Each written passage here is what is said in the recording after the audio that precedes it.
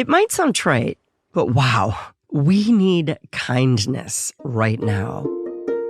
Because when it comes to thriving, our environment is so important. And currently, our world is extremely divided. And if you haven't noticed, hostility seems to run rampant. We are being actively encouraged to make enemies of others, to create in-groups and out-groups. Thinking in terms of us versus them is not conducive to flourishing. In fact, you can do all the individual work you want. But if we don't collectively get along, we are not going to thrive. This is a barrier. And deep within us, we know this. We are called to love others, even if we disagree vehemently with them. But how do we do this? We need to actively resist against those forces and foster kindness. This takes training and work. Loving kindness, a practice I'm going to share with you today, is a simple but incredibly powerful exercise to help you do this.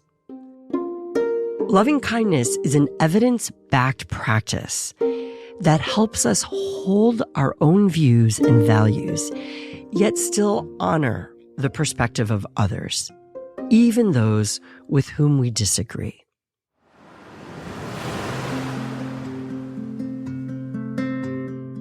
Welcome to Within 4, where we bridge psychology and spiritual wisdom to help you thrive. I'm Dr. Pam King.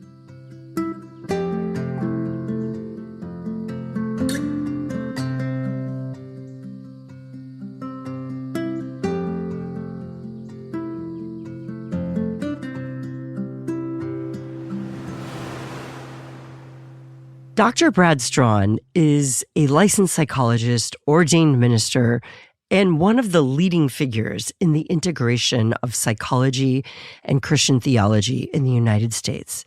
He's also my friend and colleague as a professor at Fuller Seminary.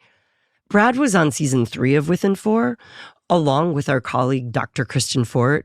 If you haven't heard that episode, you need to. It was such an honest, raw conversation. Here today, we have a simple exercise that takes 5 minutes, and you can practice anytime you need to ground yourself and want to foster a sense of compassion for others.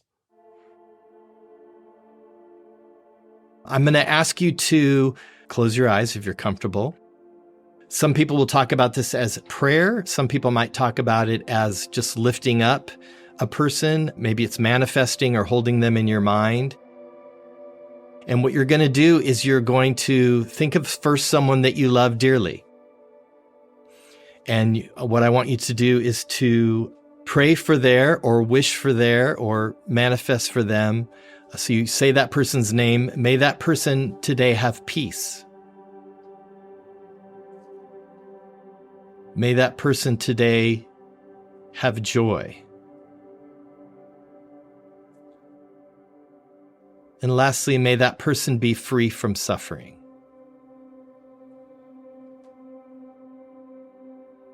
As you do this in a longer way, you can name several people maybe. Maybe you want to focus on one person each sitting. But then I also want to invite you to name this for yourself.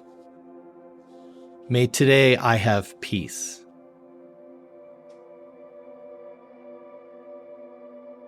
May today I have joy.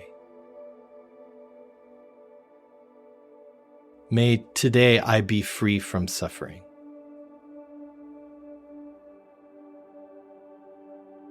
Again, you can do this multiple times. You can do it slowly. This is self-compassion. It's compassion for those you love.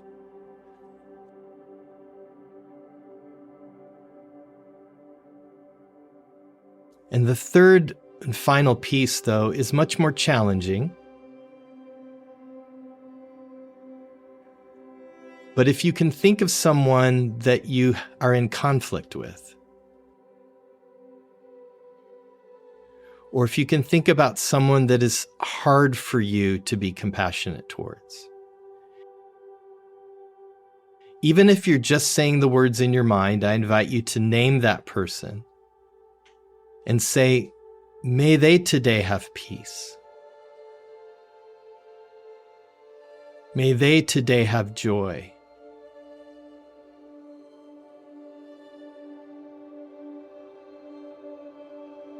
May they today experience freedom from suffering.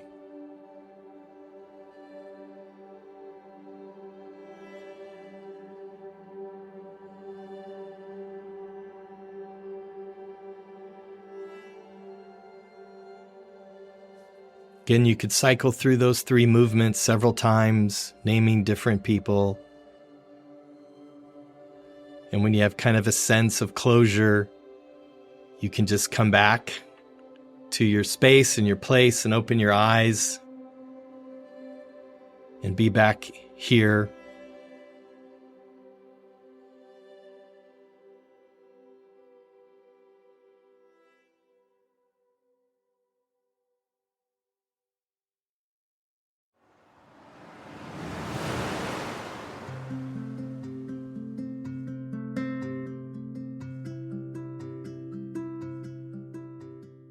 I have to say, it isn't easy to extend loving kindness to someone I'm in conflict with.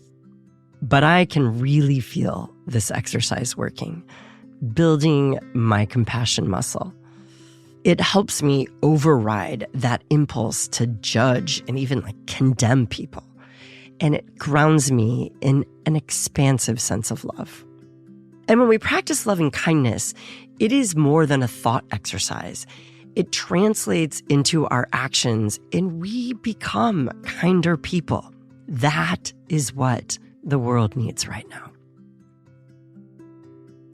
Come on over to my Substack this week, With and For by Dr. Pam King, where I'm asking you to share a surprising moment in which you experienced unexpected kindness, whether from a stranger or maybe even someone you were at odds with. I'd love to hear how that impacted you, and I'll be sharing mine. Wishing you a week grounded in kindness. With and For is a production of the Thrive Center at Fuller Seminary and Great Feeling Studios.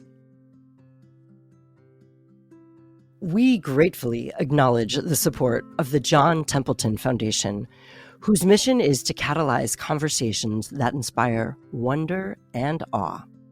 I'm your host, Dr. Pam King.